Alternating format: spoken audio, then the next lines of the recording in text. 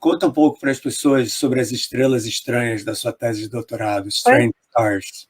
Essa história é super legal, né? Foi o início do meu interesse por astrofísica e o que certamente me ajudou a aparecer a ir atrás de você, né? Você foi para a Inglaterra e a gente se encontrou de novo aqui em Chicago, no Fermilab, muitos anos depois, com um grupo no Fermilab que começou a liderar na Universidade de Chicago, no Fermilab, essa ideia de misturar física de partículas com cosmologia e astrofísica, que é, né, estudar a coisa mais pequena usando o laboratório maior, né? Um laboratório infinito para entender o infinitésimo. E a minha tese, que eu no início ia fazer teoria de partículas tradicional, fiz um trabalho em leptoquarks e como que o SSC, na época, ia detectar os tais dos leptoquarks.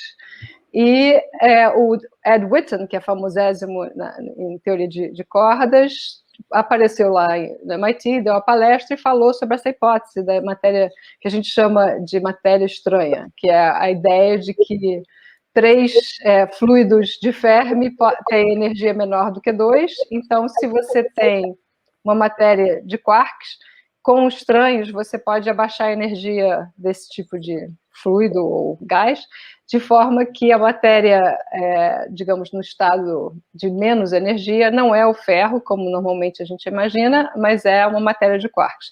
E se isso for verdade, aí tem várias implicações na astrofísica, então minha tese de doutorado foi ver exatamente o que acontece na astrofísica, se essa ideia, essa hipótese dele é válida, e aí entraram essa história de estrelas estranhas, estrelas de quarks estranhos, quarks para cima e para baixo e estranhos, up and down, e toda a fenomenologia associada com estrelas estranhas versus estrelas de nêutrons, que já são conhecidas e que a gente tem a fenomenologia de pulsares, mas é a forma como a gente estuda esse laboratório. Então passa a ser um laboratório de física nuclear ou de partículas dentro do universo, mas através das estrelas compactas.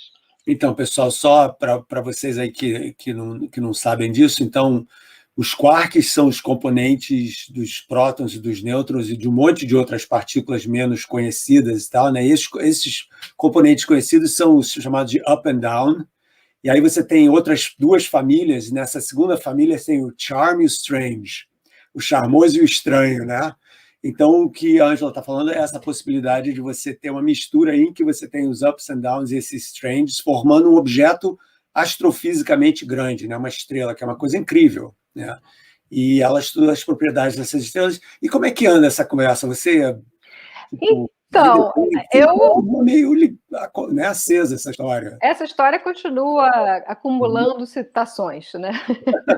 Que a gente recebe, você deve receber também, Google Scholar Citations, todo dia, e sempre tem uma de inflação natural, uma de Strange Stars, e o resto da minha carreira aparece depois. Mas é bacana, é uma ideia que eu acho linda e é simples, né? É uma coisa assim, bem diferente.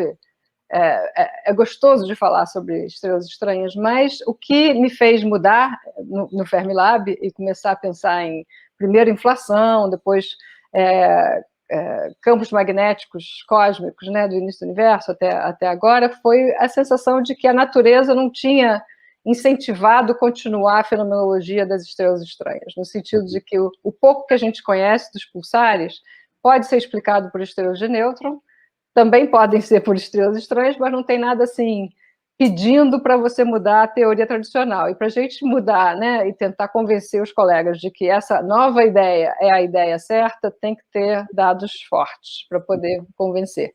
Então, e até hoje a gente não tem esses dados fortes, podem aparecer um dia, como podem não. Então fica ali preparado para responder alguma pergunta no futuro, se a gente tiver medições que não são facilmente explicáveis com estrelas de nêutrons.